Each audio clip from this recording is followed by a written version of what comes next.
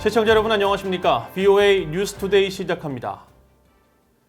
도널드 트럼프 대통령이 북한의 행동이 미국에 큰 위협이 되고 있다며 북한에 대한 국가 비상조치와 제재 조치를 1년 더 연장한다고 밝혔습니다. 트럼프 대통령은 17일 의회에 보낸 통지문에서 지난 2008년 부시 행정부 시절 발효된 대북 행정명령 13466호 등 6건의 대북 제재 행정명령의 효력을 1년 더 연장한다면서 북한은 한반도에 무기 사용이 가능한 핵 분열 물질을 확산할 위험이 있고 핵과 미사일을 지속적으로 추구해 한반도와 영내 미군, 동맹들을 위험에 빠뜨리고 있다고 밝혔습니다. 또 북한 정권의 불안정하고 도발적인 행동과 정책들은 미국의 안보와 외교, 경제에 비상한 위협이 되고 있어 북한에 대한 국가 비상사태를 지속할 필요가 있다고 판단했다고 밝혔습니다. 이번 조치는 유엔 안전보장이사회 대북 결의와는 별개로 이뤄지는 미국 독자 대북 제재의 근간이며 행정명령 13466호는 북한의 핵 확산 위협을 국가 긴급 상황의 대상으로 규정해 지난 2008년부터 자산 동결 등 경제 제재 조치를 가해왔습니다. 대북 행정명령은 매년 6월 말 의회에 통보하고 관보에 게재하는 것으로 트럼프 대통령은 2017년 취임 이후 매년 대북 제재 행정명령을 연장해왔습니다. 미국의 상하원 의원들은 북한이 남북 공동연락사무소 폭파와 비무장지대 군병력 재배치 등 한국에 대한 강경 태도를 이어나가는 데 대해 긴장 고조 행위라며 비난했습니다. 특히 대선을 5개월여 앞둔 상황에서 민주당 의원들은 도널드 트럼프 대통령의 대북 외교를 강력히 비판했습니다. 이조은 기자가 취재했습니다. 미국 상원 외교위원회 동아태 소위 민주당 간사인 에드워드 마키 의원은 북한의 남북 공동연락사무소 폭파 행위를 한반도 긴장고조 캠페인의 일환이라며 비난했습니다. 마키 의원은 16일 발표한 성명을 통해 북한의 김씨 정권은 한반도에 긴장을 일으키는 캠페인을 지속적으로 확대하고 있다면서 트럼프 대통령에게 미국은 중요한 우리의 동맹국 편에 서 있다는 점을 분명히 하라고 촉구했습니다. 이어 북한 문제 해결을 위해 외교를 대신할 수 있는 건 없다면서도 트럼프 대통령의 대북 접근법을 강하게 비판했습니다. 북한에 잇따랐던 단거리 미사일 시험 발사에 대해 트럼프 대통령의 반복적인 경시와 이에 대한 유엔과 미국의 금지 규정 집행 실패로 북한은 더 대담해졌다는 겁니다. 또 한반도에 대한 트럼프 대통령의 관심은 사진용 외교가 간과한 악화된 상황을 해결하는 대신 독재자와 친구가 되고 동맹국을 갈취하려는 충동에 근거한 것으로 보인다고 주장했습니다. 미국 하원 외교위원회의 민주당 의원들도 북한의 남북 공동연락사무소 폭파를 공격적인 행위로 규정하고 비판했습니다. 엘리엇 엥겔 위원장 등 외교위 민주당 의원들은 16일 트위터를 통해 미국은 동맹국인 한국 편에 서 있다며 트럼프 대통령의 직감적인 대북 외교는 완전히 실패했다고 주장했습니다. 민주당의 앤디 김 하원 의원은 VOA에 보낸 이메일에서 남북 간 지속적인 평화는 단순히 목표가 아니라 우선순위가 돼야 한다며 트럼프 행정부는 비껴 서 있지 말아야 한다고 밝혔습니다. 북한 정권은 긴장을 낮추고 안정화의 길로 돌아가기 위해 협상장에 복귀하라고 촉구했습니다. 공화당 의원들은 미국과 한국을 향한 북한의 강경 발언과 행동에 대해 아직 말을 아끼고 있는 가운데 공화당의 윌 허드 하원 의원은 대북 제재의 완전한 이행을 강조했습니다.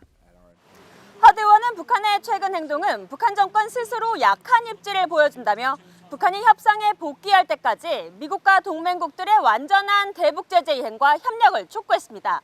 VOA 뉴스 이존입니다. HR 맥메스터 전 백악관 국가안보보좌관은 최근 한국에 대한 북한의 강경 행보는 핵무장국 지위를 노리는 것으로 분석했습니다. 또 이런 상황일수록 미국과 한국, 일본이 단합하는 모습을 보여야 한다면서 미한 연합훈련을 재개해야 한다고 강조했습니다. 김영교 기자가 보도합니다. 미국 트럼프 행정부의 초기 백악관 국가안보보좌관을 역임했던 HR 맥메스터 전 보좌관은 17일 워싱턴의 민간단체 허드슨 연구소가 개최한 온라인 간담회에서 북한의 남북 공동연락사무소 폭파와 잇따른 한국 정부 비난은 북한이 스스로 핵 무장국 지위를 노린 데 따른 것으로 분석했습니다.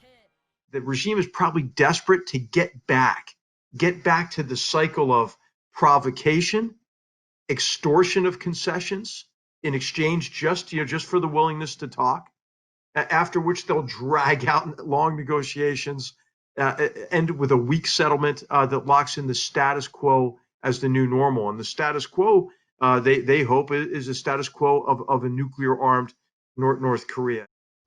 맥메스터 전 보좌관은 그러면서 북한의 이 같은 조치는 신종 코로나 바이러스 사태로 국경 봉쇄 조치를 시행한 북한에게 미국의 최대 압박 전략이 효력을 발휘하는 것으로 분석했습니다. 맥메스터 전 보좌관은 이어 북한이 경제적 어려움에도 핵무기 투자를 늘리는 건 김정은 위원장이 주체 사상을 고수하며 적화 통일을 노리기 때문이라고 지적했습니다.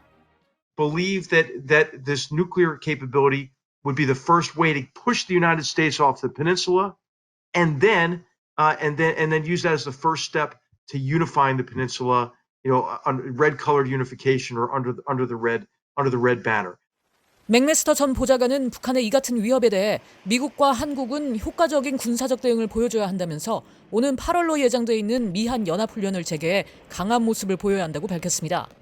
I think we have to demonstrate our ability to respond to this threat effectively militarily. As you know, there are exercises scheduled for August. I think those ought to be robust exercises.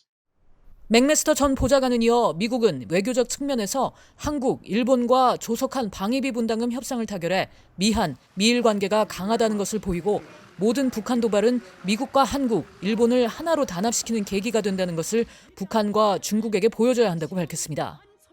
맥메스터 전 보좌관은 또 지금은 한국의 문재인 대통령이 더 강경한 모습을 보여 북한에 의해 위압되지 않는다는 것을 보여줘야 할 시점이라면서 이는 미국과 한국, 일본을 단합시키는 데 도움이 될 것이라고 강조했습니다. VOA 뉴스 김현교입니다. 빈센트 브룩스 전 주한미군 사령관은 최근 긴장이 고조되고 있는 한반도 상황에서 미한 연합훈련을 재개할 필요가 있다고 밝혔습니다. 브룩스 전 사령관은 17일 미국 내 민간단체인 전략국제문제연구소 CSIS가 주최한 토론회에서 미한 연합훈련은 더 이상 북한과 논의할 문제가 아니며 앞으로도 그렇지 않을 것이라면서 늦은 여름 미한 연합훈련이 예정돼 있는 것으로 알고 있으며 지금이 연합훈련의 좋은 때라고 본다고 밝혔습니다. 또 지난 2018년 봄 이후 전개되지 않은 핵 전략폭격기와 F-35 합동 타격기 등의 한반도 영내 출현 가능성을 시사해 북한을 군사적으로 압박할 필요가 있고 이런 군사적 압박과 함께 외교적 견인력이 필요하다며 남북 또는 미북 간 타협은 미국과 한국의 협상력을 강화하는 방향으로 가야 한다고 말했습니다. 북한이 열병식 훈련장에 대한 대규모 확장 공사를 끝낸 정황이 위성사진을 통해 확인됐습니다. VOA가 평양 미림 비행장 인근 열병식 훈련장을 촬영한 15일자 플래닛 랩스의 위성사진을 확인한 결과 훈련장 동쪽 지대에서 만들던 도로들이 모두 기존 도로들과 연결됐고 건물들도 모두 완성된 형태인 것으로 나타났습니다. 이번에 완성된 신규 도로들은 500m 길이의 대형 도로 3개와 이 도로들을 연결하는 작은 도로들로 구성됐으며 훈련장 바깥 도로로 이어지는 긴 길도 새로 만들어졌고 훈련장 내부 도로들은 대형 차량들이 회전할 수 있도록 모서리 부분에 큰 공간이 만들어진 형태를 하고 있었습니다. 이번에 공사가 끝난 훈련장 동쪽 지점은 북한이 열병식 훈련을 할 때마다 미사일 탑재 차량 등 대형 군사 장비를 보관해온 곳으로 이전에는 비포장 흙바닥에 간이 건축물을 설치하고 해체하는 방식으로 운영되어 왔습니다. 6.25 한국전쟁 발발 70주년을 앞두고 열린 북한 인권 세미나에서 전문가들은 6.25 한국전쟁 역사에 대한 올바른 교육의 필요성을 강조하고 전쟁 당시 발생한 인권 유린에 대한 북한의 반성을 촉구했습니다. 북한 인권단체 물망초 주관으로 17일 한국 국회에서 열린 북한 인권 세미나에서 양일국 한국외국어대 교수는 최근 한국 역사 교육에서 한국 전쟁에 대해 누가 먼저 전쟁을 개시했는지는 중요하지 않다거나 남침은 맞지만 정의로운 민족 해방 전쟁이었다는 식의 잘못된 논의가 전개되고 있다면서 어느 학설을 지지하건 객관적 사실에 근거해 현재와 미래에 올바른 교훈을 이끌어내야 한다고 말했습니다. 또 한국 전쟁 당시 북한 전쟁 고아들의 이야기를 다룬 다큐 영화 김일성의 아이들을 최근 만든 김덕영 감독은 한국 전쟁 당시 발생한 고아를 동유럽의 친선 교류 목적으로 팔아넘긴 북한 정권을 규탄하고 북한이 정상국가로 나아가고자 한다면 전쟁 고아에 대한 역사가 정당하게 평가받도록 기록해야 한다고 밝혔습니다. 이상으로 VOA 뉴스투데이를 마칩니다. 시청해주신 여러분 고맙습니다.